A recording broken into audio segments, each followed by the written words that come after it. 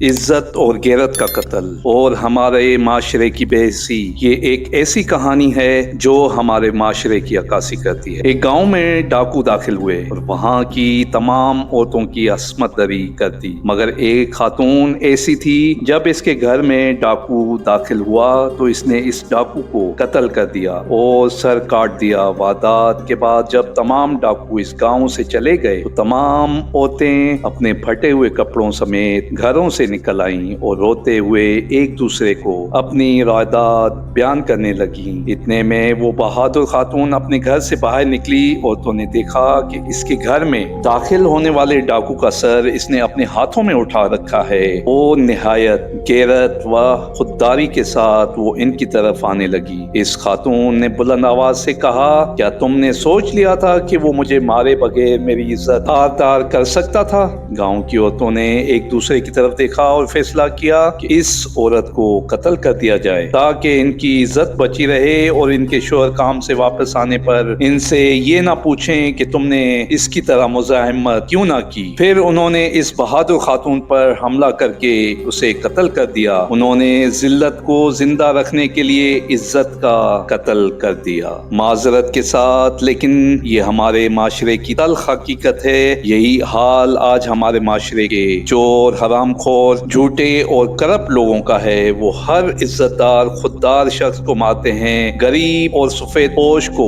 حقیر جانتے ہیں اور احتسال کرتے ہیں تاکہ وہ ان کی کرپشن، جھوٹ، چوری اور حرام خوری کے خلاف بات نہ کر سکیں۔ اصل میں یہ لوگ اپنی عزتیں گوا چکے ہیں اور عزت داروں کا جینا حرام کر رکھا ہے۔ ایماندار سرکاری ملازم ہو تو کھڈے لائن، تاجر ہو تو دیوالیہ، سیاستدان ہو تو کردار کشی، یہی ہمارے معاشرے کی تلخ حقیقت۔ آج اپنے ارد گرد دیکھیں، کیا ایسا یا ایسے واقعات جنم نہیں لے رہے؟ نہایت معذرت کے ساتھ، آپ جب کبھی ایسے لوگ دیکھیں جو چور، ڈاکو، جھوٹے، حرام خور، کرپٹ کا ساتھ دے رہے ہوں تو سمجھ جائیں یہ وہی ہیں جنہوں نے اپنی ذلت چھپانے کے لیے عزت کو قتل کر دیا اور قاتل کو عزت دار ثابت کرنے پر مجبور کر دیا۔ ویڈیو اچھی لگی ہو تو ہمارے چینل کو سبسکرائب کریں اور ویڈیو کو شیئر کریں۔